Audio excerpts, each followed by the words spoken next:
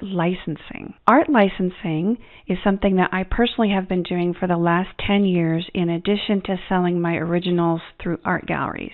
And art licensing is a fantastic way for an income stream as an artist. And what you'll do is you'll sign a contract with the manufacturer, and then you're going to get royalties for any of the sales that have been made.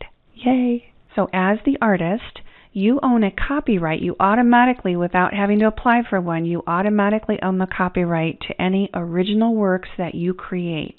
So you can make images, digital images of these pieces of the art that you make, and you can license or sell this to manufacturers who would like to make merch, and they just maybe have like for example, if they have a coffee mug and they'd like to put your artwork on it, they have a plain coffee mug, and then they would license your artwork to go on the mug.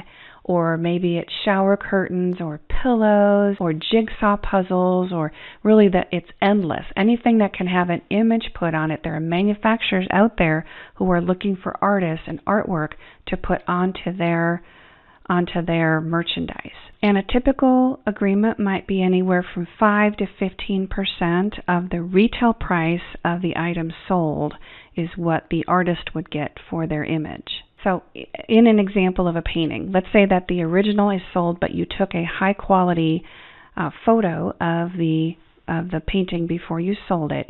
You own all the rights to that photo. You own the copyright for that. So you can essentially license that as many times as you want to whoever you want.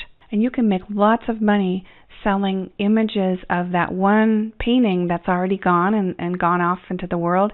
You can make money over and over and over on all kinds of different merchandise and different things and prints and all of that for years going on afterwards. Art licensing is where you take a digital image and you send that file to the manufacturer, or you can create physical work just for that manufacturer, and then you'll take a digital image of it and you'll send the digital file to the manufacturer. It's important that the file itself is of a large size and very high quality.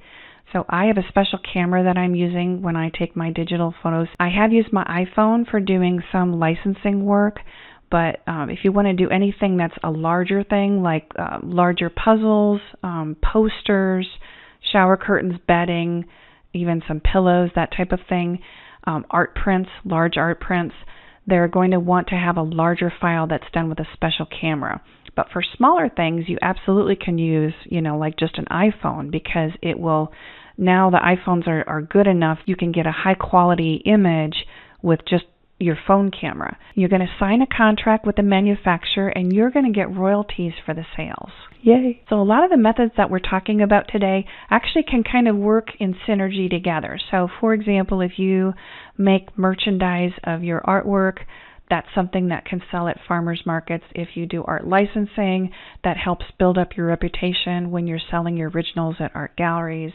So a lot of these things can kind of work in tandem. Some of them you don't want to do. For example, if you're selling in an art gallery, you don't want to be selling directly to the public because then the galleries will drop you. The pro of art licensing is it's a fantastic way to get brand recognition of your artwork so that your originals will be able to sell for more money. And it's also a neat way so that people can get images of your work if they can't afford the original. Everybody can afford a print. Everybody could afford a pillow or a coffee mug or something like that. So it's a nice way to be able to get your artwork out there really at different price points. And the con is that finding manufacturing deals, it can be tricky and it can also be competitive. I have an entire video on art licensing and how to get into it, the pros and cons, what all stuff you'll need for that and everything. So I encourage you to watch that later as well.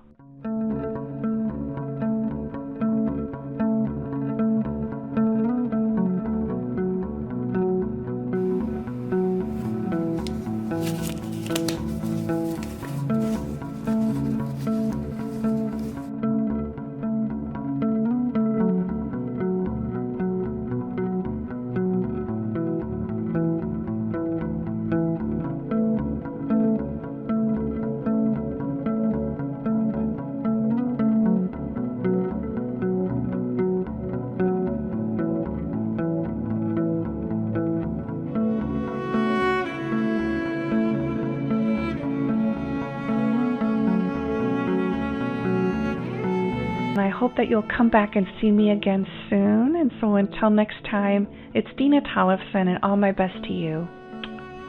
Bye-bye.